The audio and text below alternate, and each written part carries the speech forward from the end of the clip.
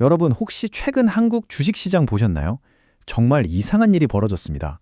한쪽에서는 그야말로 축제가 벌어졌는데 다른 한쪽에서는 곡소리가 났거든요.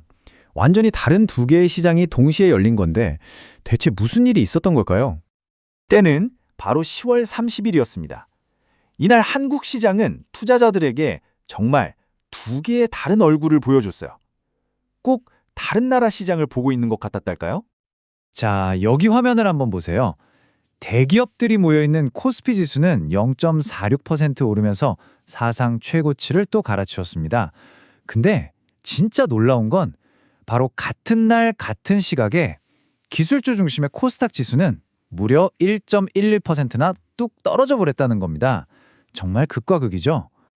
그러니까요. 도대체 왜 이런 일이 벌어진 걸까요? 어떻게 같은 하늘 아래 같은 나라 시장이 이렇게 정반대로 움직일 수 있었을까요? 오늘 저희가 파헤쳐볼 미스터리가 바로 이겁니다. 자, 우선 코스피가 왜 그렇게 날아갔는지부터 한번 볼까요? 그 핵심에는 바로 미국과의 관세 협상이 있었습니다. 이게 타결됐다는 소식이 전해지면서 특히 해외에서 경쟁하는 우리나라 대기업들한테는 정말 가뭄의 단비 같은 소식이 된 거죠. 원래 말이죠. 미국이 한국산 자동차나 부품에 매기던 관세가 무려 25%였어요. 이게 우리 수출 기업들한테는 정말 엄청난 부담이었거든요. 그런데 이번 협상으로 이게 15%로 뚝 떨어진 겁니다. 이거 정말 대박 소식이죠. 수출 기업들 입장에서는 그야말로 숨통이 확 트이는 거니까요. 근데 여기서 끝이 아닙니다. 관세만 깎아준 게 아니고요. 이 협상으로 연간 200억 달러, 이게 우리 돈으로 하면 얼마죠? 수십조 원입니다.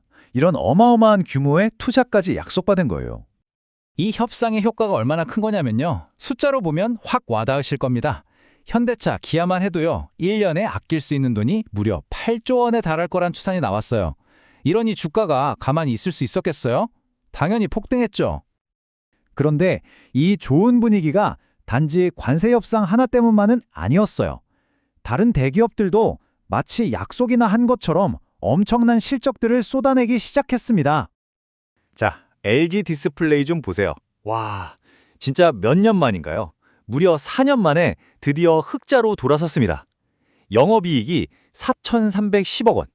이건 정말 대단한 반전 드라마죠. 이게 다가 아닙니다. HD현대 마린솔루션 분기 사상 최대 이익 찍었죠. 키움증권 영업이익 50% 넘게 급증했죠.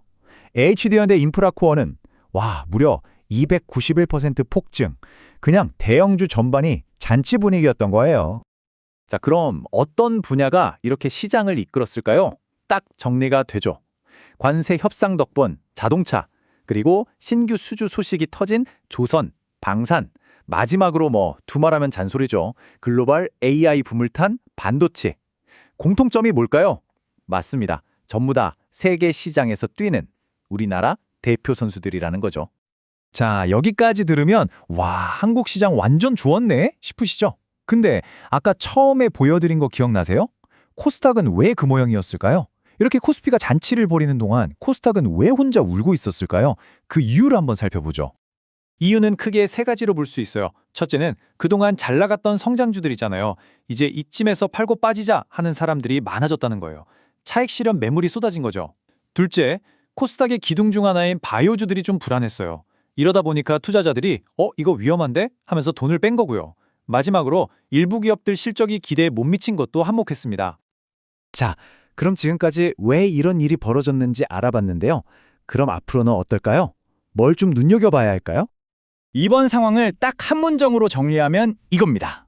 지금 시장은 덩치 크고 해외에서 돈 버는 수출 대기업들이 끌고 가고 있다. 반면에 내수 시장에 기대거나 좀 먼 미래를 보고 투자했던 종목들은 힘을 못 쓰고 있다는 거죠.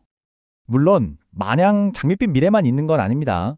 우리가 계속 지켜봐야 할 리스크들이 있어요. 첫 번째가 바로 미국 금리. 여기서 금리를 어떻게 하느냐에 따라 전 세계 돈의 흐름이 확 바뀔 수 있거든요. 두 번째는 미국과 중국 사이의 기싸움. 이건 항상 있던 변수죠. 마지막으로 환율. 원달러 환율이 출렁이면 수출 기업들 실적에 바로 타격이 오니까요. 그래서 오늘 이야기를 마무리하면서 이런 생각이 들더라고요. 어쩌면 지금 우리는 글로벌 협상력이나 AI 같은 핵심 기술을 가진 소수의 거대 기업들만 더 크게 성장하고 나머지는 뒤처지는 그런 새로운 양극화의 시작을 보고 있는 건 아닐까요? 여러분은 어떻게 생각하시나요?